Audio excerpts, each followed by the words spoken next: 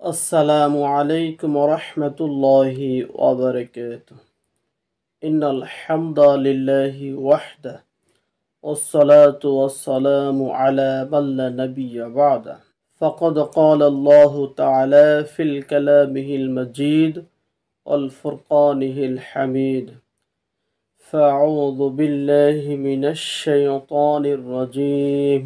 إنما المؤمنون الذين إذا ذكر الله وذلت قلوبهم وإذا تليت عليهم آياته زادتهم إيمانا وعلى ربهم يتوكلون. যাবতীয় হামদ তারিফ প্রশংসা আল্লাহ সুবহানাহু তাআলার জন্য। দরুদ এবং সালাম বর্ষিত হোক মুহাম্মদ সাল্লাল্লাহু আলাইহি ওয়াসাল্লামের উপর। সংক্ষিপ্ত দুই একটি কথা বলবো এই মর্মে যে আমরা কোনো কিছু পরিবর্তন করতে চাইলে ভবিষ্যৎ সেটা ভালো, সবচেয়ে উত্তম সেটা করার চেষ্টা করি। যেটা নর্মাল রয়েছে সেটা মজবুত করার চেষ্টা করি, যেটা দুর্বল রয়েছে সেটা মজবুত শক্ত করার চেষ্টা করি। কখনো ছোট বিপদ আসছে, বড় বিপদ ঠেকানোর জন্য সবচেয়ে উত্তম যেটা সেটা আমরা ব্যবহার করি এবং যত রকমের পদ্ধতি আছে সকলেই সে পদ্ধতি ব্যবহার করার জন্য চেষ্টা করে। ঠিক তেমনই একটা বিষয় যেটা আমাদের সমাজে একের পরের রন্ধে রন্ধে ছেয়ে আছে, যেটা সংস্কার, যা সবসময় সংস্কার চলে করে এবং করতে হয়, যেটা হলো মানব জাতির কল্যাণের জন্য, সমাজের কল্যাণের জন্য, রাষ্ট্রের কল্যাণের জন্য। তন্মধ্যে অন্যতম একটি হলো যেটা ইসলামিক ধারাবাহিকতায় তার অন্যতম একটি হলো মসজিদ, যেটা মানুষ সচরাচর যখন তখন করতে পারে না, আবার যখন তখন ইচ্ছা করলে করতে পারে। আল্লাহ সুবহানাহু তাআলা মানব জাতিকে যখন কল্যাণ চান, সেটা কখনো যদি পরিবর্তন করতে চান, আল্লাহ সুবহানাহু তাআলা যুগ হিসাবে, সময় হিসাবে অথবা মানব জাতির কল্যাণ হিসাবে, তাহলে তার থেকে উত্তম কোনো বিধান, উত্তম কোনো আয়াত আল্লাহ সুবহানাহু তাআলা নাজিল করেন। তাহলে সেটার ফলাফল দাঁড়াচ্ছে এই যে অবশ্যই সেটা কল্যাণের জন্য, ভালোর জন্য, সর্বদিক থেকে যারা চেষ্টা চায় উত্তম উত্তম ভালো, সবচেয়ে ভালো সেটা গ্রহণ করা এবং সংস্কার করা। আসুন না, তেমনই একটি কথা হলো গোটা পৃথিবীতে যখন আল্লাহ সুবহানাহু তাআলার ঘর মসজিদ যখন সংস্কারে আসে, তখন দেখবেন যেটা দুর্বল ছিল সেটা সবল করার জন্য, শক্ত করার জন্য, যেটা গোল পাতা ছিল সেটাকে টিনের চালা করার জন্য, যেটা টিনের ছিল ছাদের জন্য পরিবর্তন করে, সংস্কার করে। কি জন্য? সুন্দর সুষ্ঠুভাবে যেন ব্যবহার করা যায়। সেই সমস্ত ঘরগুলো যেটা মাটির ছিল, যেটা খড়ের ছিল, যেটা গোল পাতার ছাউনি ছিল, যেটা টিনের ছিল, সেটা কিন্তু পরিবর্তন করে ইট পাথরের হয়েছে। ঠিক তেমনি যেটা ইটের ছিল তার থেকে উন্নত মানের হয়েছে। যেখানে শুধুমাত্র ফ্লোর ছিল সেখানে ফ্লোরের পরিবর্তে টাইলস লাগানো হয়েছে, কখনো পাথর মোজাইক করা রয়েছে।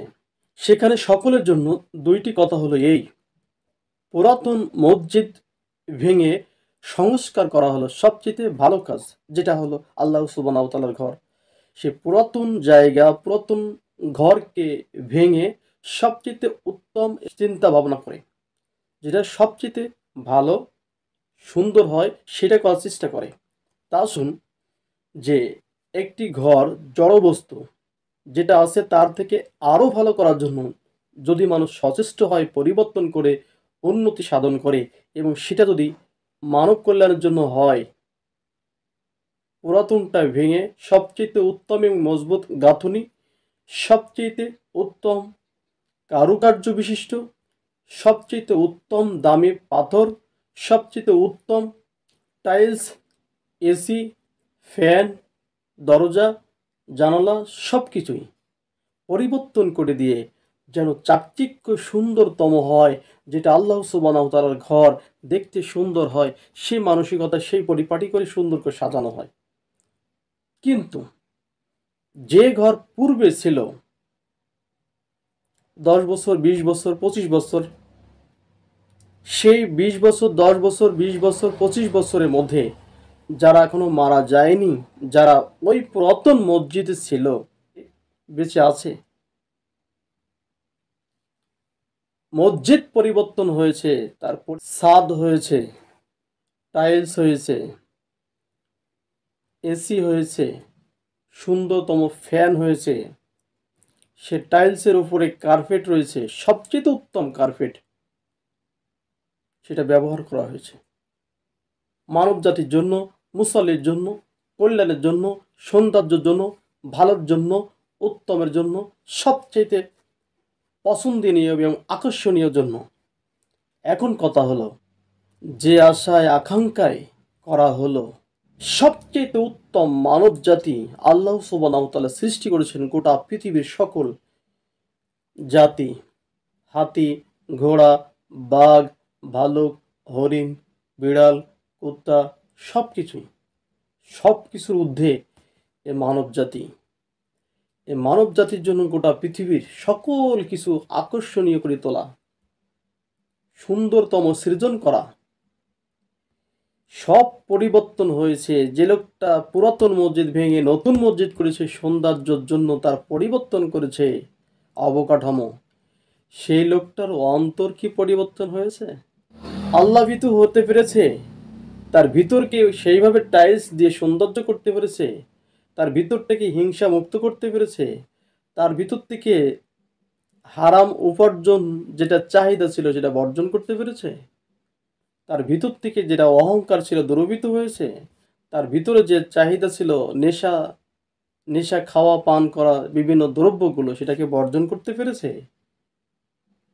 যেটা জুয়ার সাথে জড়িত সে জুয়াকে বন্ধ করতে পেরেছে, যে ব্যক্তি ধূমপান করতো সে ধূমপানকে বন্ধ করতে পেরেছে, যে ব্যক্তি বেনামাজি ছিল আসলে কি পরিবর্তন করে সুন্দরভাবে নামাজি হয়েছে, যে ব্যক্তি মুসল্লি ছিল না সে কি মুসল্লি হয়েছে, অথবা যে 5 ওয়াক্ত সালাত আদায় করতো না সে আসলে কি 5 ওয়াক্ত সালাত আদায় করছে,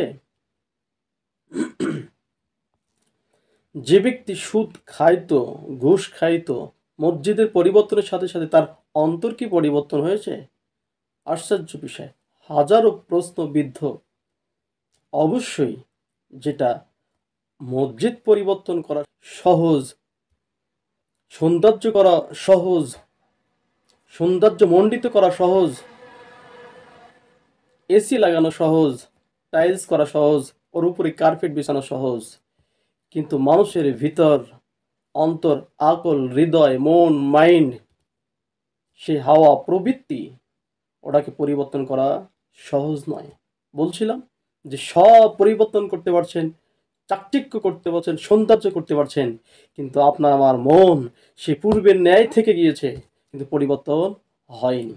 বলছিলাম মসজিদের মতো যদি আপনার অন্তরকে সুদের থেকে, ঘুষির থেকে, দুর্নীতির থেকে, চুগলখড়ির থেকে, হারাম থেকে, জুয়া থেকে, ধর্ষণ থেকে, ছিনতাই থেকে, রাহাজানি থেকে, ভেজাল থেকে এবং হিংসা অহংকার থেকে বিরত থাকতে পারতেন, ধূমপান থেকে, নিশাদার দ্রব্য থেকে, তাহলে অবশ্যই বুঝতে পারতাম যে আপনি পুরাতন মসজিদ ভেঙে যেমন নতুন সংস্কার করছেন, তাহলে ভিতরে চেতনা আছে, কিন্তু সেই চেতনার গোড়ায় যে অন্ধকার থেকে যাচ্ছে আজীবন, তাহলে কি সম্ভব?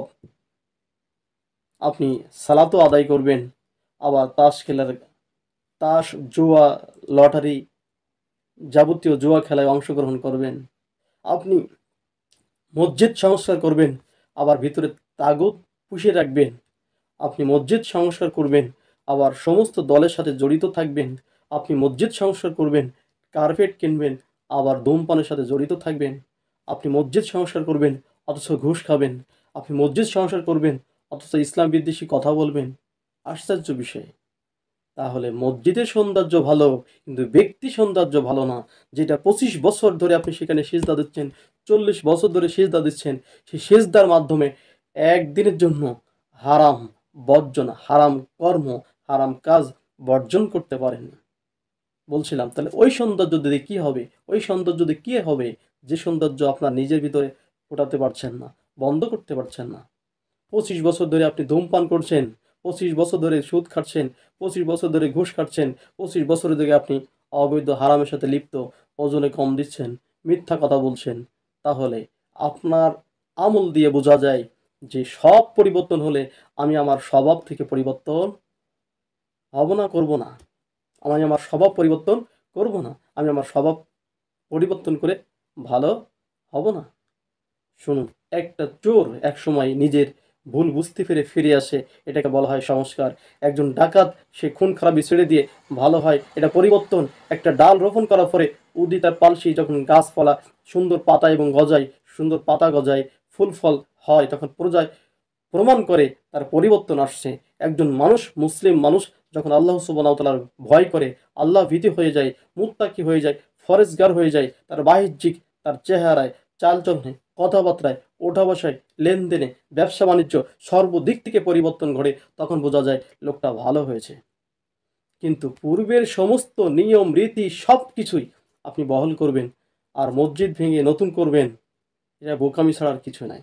অতএব সব পরিবর্তন হওয়ার আগে আপনার অন্তরকে পরিবর্তন করুন। এই অন্ধকার আসন্ন হৃদয়ে মুমিনের কলব কোরআন তেলাওয়াতের কারণে, আল্লাহ সুবহানাহু ওয়া তাআলার কথা শোনার কারণে নতুন করে ঈমান বেড়ে যায়।